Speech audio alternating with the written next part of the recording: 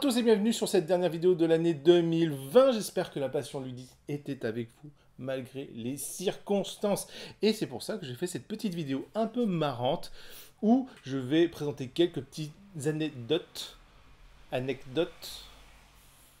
et aussi des statistiques marrantes et bien évidemment un top de l'année. Donc c'est parti pour la vidéo. Je vais essayer d'alterner entre des petits moments marrants et des statistiques. Bon, il y a des trucs qui sont plus ou moins sympas, d'autres qui sont un peu plus drôles. Voilà, ce sera à vous de juger. Et en fait, on va commencer tout doucement par un truc assez drôle qui est arrivé. Voilà, je vais commencer tranquillement avec le chiffre d'affaires maudit. Qui s'est pas dit en fin de journée, le chiffre d'affaires, est-ce qu'il peut faire des chiffres bizarres, des comptes bizarres? Eh ben oui, c'est arrivé. C'est arrivé il n'y a pas longtemps, d'ailleurs, au moment où je tourne cette vidéo, où je regarde le chiffre d'affaires, comme ça, je regarde combien on a vendu. Et là, je vois le fameux chiffre, 666. Oui, voilà, c'est la petite truc marrant. J'ai fait à un moment donné 666 euros. Voilà, c'était fun. Je dis, ah non, il n'y a pas une erreur. Ah non, non, je regarde, tous les comptes étaient arrivés ronds et 666. Le petit truc marrant, voilà, il y a que... on se dit, il n'y a que dans notre tête que ça peut arriver. Bah non, c'est arrivé. Ce truc débile, voilà. Je sais, c'est peut-être pas ouf ce que je raconte, mais c'est pas grave, j'avais quand même envie de le partager avant d'arriver sur la petite stat marrante.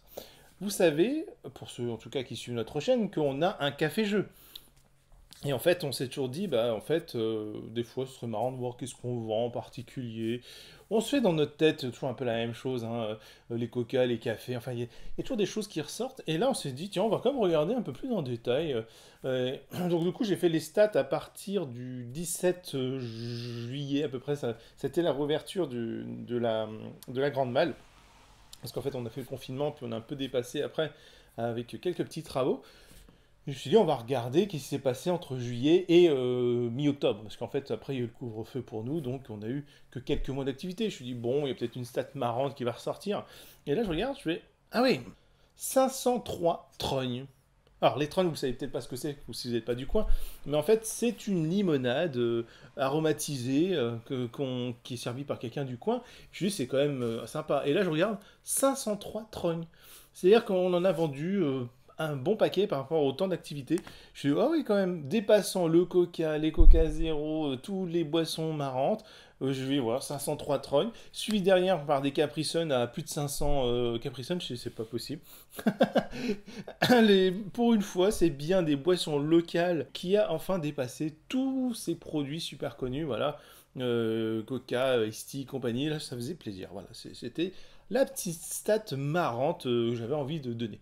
Bon, on va partir sur quelque chose un peu plus fun, quelque chose de marrant qui est arrivé en fait. Alors là, c'est pas arrivé sur cette année, mais c'est arrivé en fait au tout début. Mais en fait, j'ai mis énormément de temps avant de le comprendre. Vous savez, des fois sur Facebook, ils vous remettent un petit peu des choses qui sont passées au cours de l'année. Et là, je regarde à un moment donné, ils ressortent un peu les vieux dossiers d'il y a plus de 5 ans. Et je vois à un moment donné la photo de la malle d'Apolline, donc notre tout premier lieu qui est en avait ouvert sur Reims. J'ai dit, c'est marrant, ça, il y a... Ouais, je vois une photo, mais elle est un peu bizarre. En fait, c'était une photo en fait, où je montre l'intérieur du lieu, pour la première fois quasiment. Du côté vitrine, en fait, il y avait une porte avec des vitres, et de l'autre côté, il y avait le comptoir. Donc, j'ai pris la photo depuis le comptoir pour voir les vitres. Et là, qu'est-ce que je vois en prenant la photo? Enfin, après avoir posté la photo en plus, je vois une sorte d'ombre sur la vitre. Je fais ça, c'est marrant, qu'est-ce qu'on voit là? Et en regardant un tout petit peu plus en détail, je vois quelqu'un qui vole, comme ça, qui est en train de voler, littéralement. Je dis, c'est pas possible, c'est complètement improbable. C'est-à-dire qu'en fait, il y avait la rue, il y a une sorte de boulevard qui est quasiment juste devant, et je vois quelqu'un qui vole. Je dis, c'est pas possible. Et en fait, en regardant les photos qui a été prises en même temps, parce que j'en avais pris plusieurs, je vois quasiment comme un petit déroulé. On voit un scooter qui arrive. Le gars, il se prend un poteau qui était au bord du trottoir, donc je sais pas comment il a fait, il avait peut-être voulu grimper sur le trottoir, et en fait, il s'est mis à voler comme ça. On le voit, et avec tout le déroulé, le casque qui s'envole, la chute, et j'avais réussi à prendre la photo sans même entendre l'accident à ce moment-là, et je l'ai posté sur Facebook, et du coup, j'ai pris et immortalisé quelqu'un en train de chuter bêtement sur un accident. Apparemment, il a rien eu, parce que je le vois sur la photo d'après, il se relève et l'air tout va bien. Peut-être un peu, malheureusement, du plastique tôle un peu froissé. Mais je trouvais ça marrant de dire, waouh, je redécouvre plusieurs années après que j'avais filmé quelqu'un en train de se croûter. En fait, sur un accident, je sais, c'est pas possible. Et ouais, le truc, mais complètement improbable, qu'on se dit que ça peut arriver que sur des vidéos gars, et encore, on dit des fois souvent, ouais, c'est monté. Mais alors là, le truc improbable, et surtout ne même pas s'en apercevoir, ne même pas voir ce qui s'est passé, j'ai dit, ouais, c'est pas possible, c'est improbable. J'avais du mal à comprendre le truc, et je suis non, c'est bien ça, il y a bien quelqu'un qui est en train de se rétamer sur ma vitrine le premier jour d'ouverture. C'est pas mal, j'avoue que c'était pas mal. L'autre petit truc assez marrant, vous savez, on se fait une petite stat comme ça, voilà, un petit peu marrant. Je me suis demandé en fait combien de cartes à l'unité on avait vendu. Et là, je me suis dit pareil, j'ai repris une stat mais assez récente parce qu'en fait, on a un logiciel qui est assez récent là, qu'on a mis en place. Et je me suis dit combien de cartes à l'unité on vend. Parce qu'en fait, dans notre café-jeu, on a une petite partie boutique où on vend en fait des cartes à l'unité de Magic, Yu-Gi-Oh, Pokémon, Dragon Ball. Et c'est une petite initiative comme ça qu'a lancé Andy. Et en fait, il dit bon bah voilà, j'ai pris des trucs, je prends un lot, il fait du troc, il s'amuse en fait comme il peut à essayer de récupérer des cartes à gauche, à droite, puis il fait un bon petit stock. Et puis on s'est dit bon bah voilà, on va vendre ça, on voit des gens qui viennent régulièrement acheter. On s'est dit tiens, depuis juillet à la réouverture, combien de personnes ont acheté cette année, donc on va dire on va pas faire les stats de toute l'année, et puis ce serait long, mais là on avait un logiciel qui permettait de calculer un peu les stats, allez on va regarder, et on voit qu'on a vendu presque 5000 cartes à l'unité. 5000 cartes à l'unité. J'étais là, je sais pas possible. 5000 cartes. On a l'impression qu'on a juste, enfin on a quelques bacs quoi, ça fait quand même une bonne grande tablée, si on prend tout bout à bout, c'est pas mal, mais 5000 cartes. Et quand on voit le paquet de cartes, on s'est dit, mais c'est pas possible. Combien on a de cartes? Et alors là, on a regardé.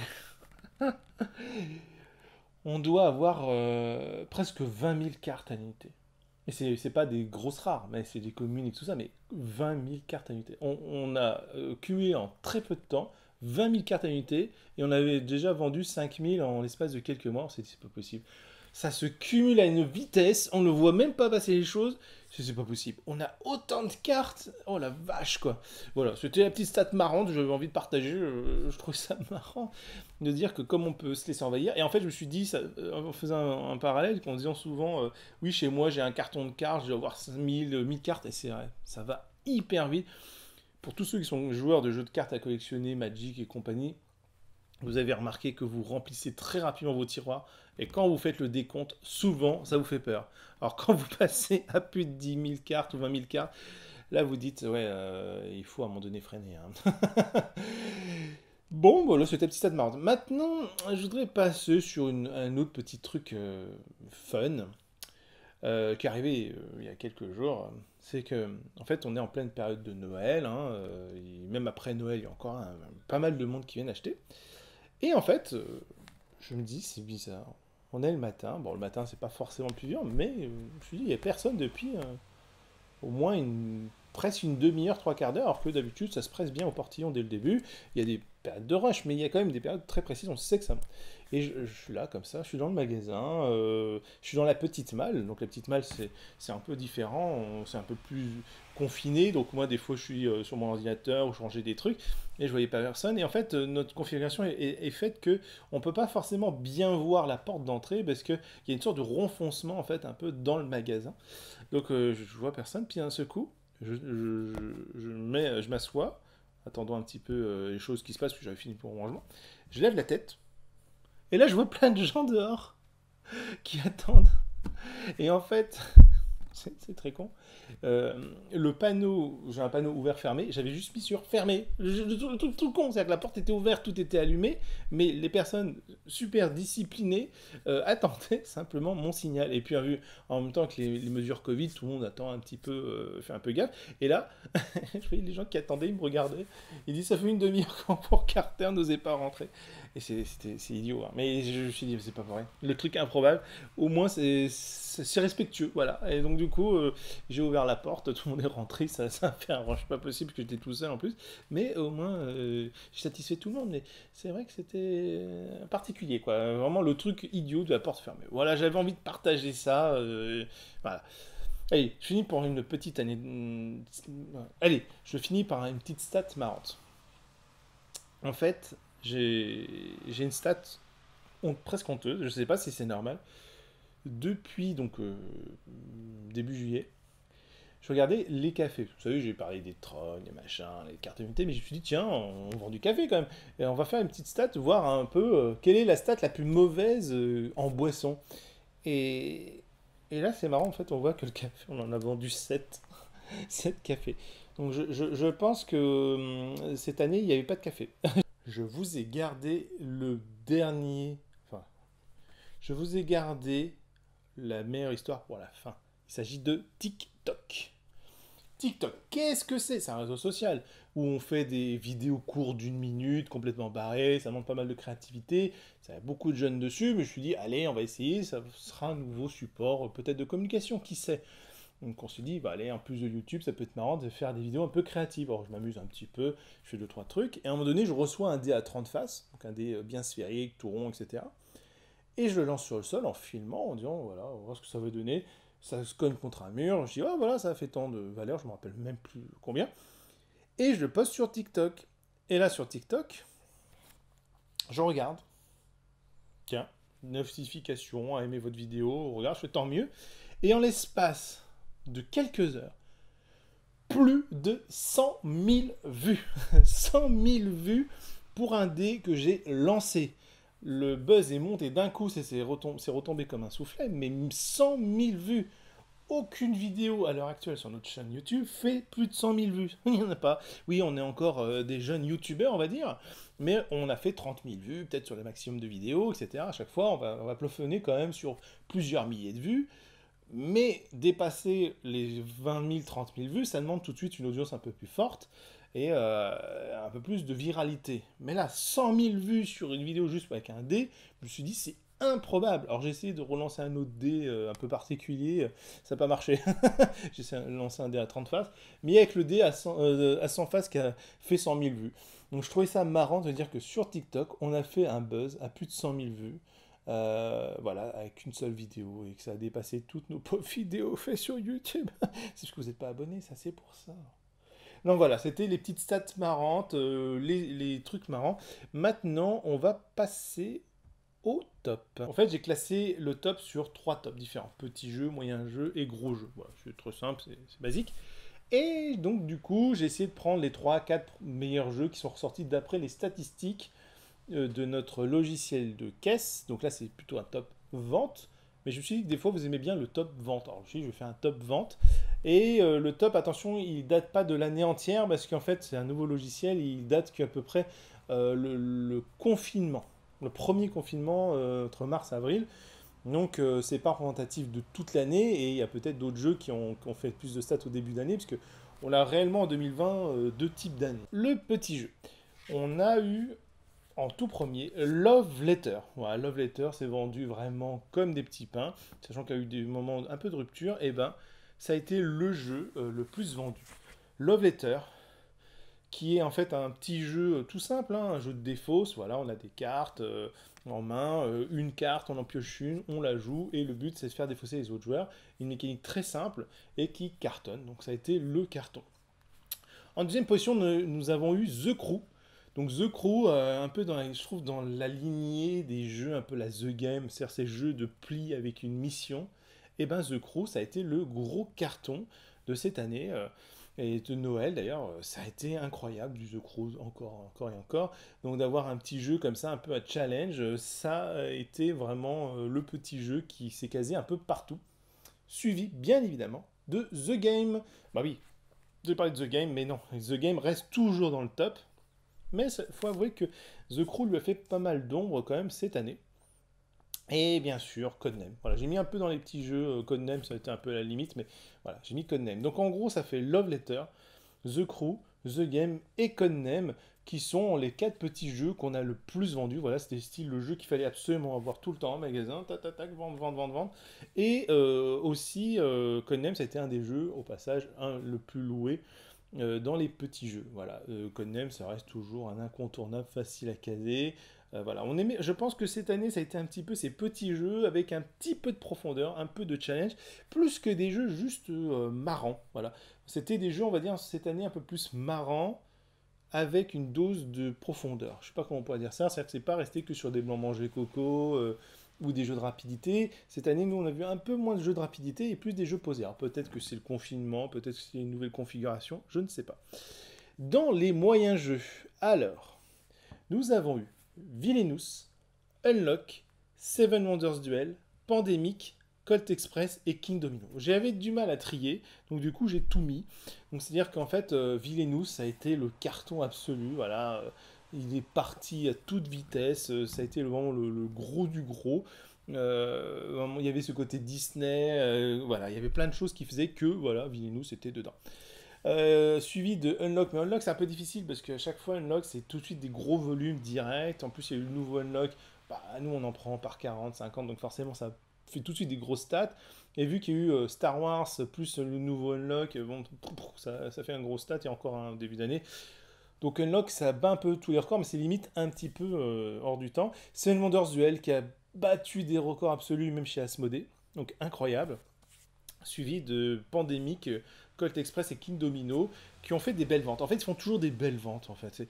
Ils sont dans le top, mais je dirais qu'à la limite, c'est parce qu'ils sont installés, ils sont là, voilà. Colt Express a eu des fois un peu plus, des fois un peu moins, ça dépend. King Domino, pour nous, c'est notre référence de base, il part tout le temps, c'est un peu jeu qu'on case un peu partout, même si on peut le mettre dans petit jeu limite, mais bon. Et dans les gros jeux, alors, Zombicide reste toujours premier, hein, je préfère tout de suite le dire, voilà. Mais on a des petites choses à nous un peu particulières, comme l'Ordre de Veyel. Alors, l'Ordre de Veyel, c'est parce qu'en fait, c'est un produit Kickstarter, donc très rare. Les personnes, donc Paria Edition, nous avaient offert un jeu qu'on avait d'ailleurs ouvert en direct sur YouTube, et je trouvais ça très marrant. Et effectivement, on l'a accroché et on en a vendu un paquet, voilà. Donc pour un gros jeu, c'est hyper bien vendu, on a vendu beaucoup d'exemplaires. Et en fait, on aurait pu en vendre plus, mais malheureusement, il n'y en a plus. Donc, ils ont passé à un deuxième chapitre que je vous invite à découvrir d'ailleurs sur leur page de Paria Edition. Et il s'en est suivi pardon, de Root, Gloomhaven et Sight. Voilà. Root et Sight, j'ai l'impression que c'est des jeux qu'on vend tout le temps. Sight, un peu plus quand même que Root. Et Gloomhaven a fait un gros paquet. Alors Gloomhaven, il faut voir si ça va continuer. C'était un peu un top exceptionnel. Il a fait un gros bond d'un coup, mais il est passé pas mal de fois en rupture, donc c'était un peu spécial. Donc il est quand même le dernier de la liste, mais c'est détaché un peu des autres gros jeux. Mais Root et surtout Sight restent toujours pas mal. Voilà. Toujours ces gros jeux qui resteraient bien. Et Zombicide, on ne présente même plus tellement il a été dans le top. Donc voilà, c'était une petite vidéo de fin d'année. J'ai été un petit peu comme ça rapide sur un peu tout. Je n'ai pas trop détaillé, mais je me suis dit que c'était une petite vidéo courte pour cette fin d'année et que j'espère vous a plu quand même. Et je vous dis à bientôt. Que la passion ludique soit avec vous et bien évidemment essayez de vous abonner pour soutenir notre chaîne, c'est hyper important pour nous aider encore à faire plus de vidéos, plus de choses et bien sûr commentez, dites-nous des fois s'il y a des choses qui vous a plu, quels sont vos tops à vous, enfin voilà, voilà, je sais plus quoi dire. Puis je vous dis bonne année 2020, que cette 2021, du coup c'est bonne année 2021, vous voyez, je suis déjà fatigué. J'espère qu'elle sera encore meilleure que celle de 2020. Vous allez tous me dire qu'en fait c'est pas difficile en fait. Hein. Allez, ciao!